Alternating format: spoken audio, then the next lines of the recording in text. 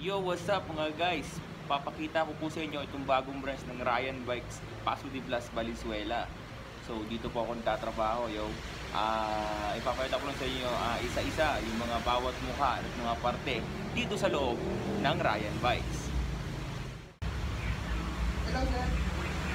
Yan, so actually nag-open po kami nung Saturday, October 17, 2020. Nagpunta po dito si paring Peter Paul Cadiente. Yung inisa-isa po niya ang mga bike, ating mga bagong bike. Tulad po ng Paxter, Gamax, at Battle. Yan po, makikita nyo po yung video niya, yung video links niya sa description ko po. Yan, makikita nyo po. So panoorin nyo na po itong aking maikling video. Sana po magustuhan nyo. Salamat.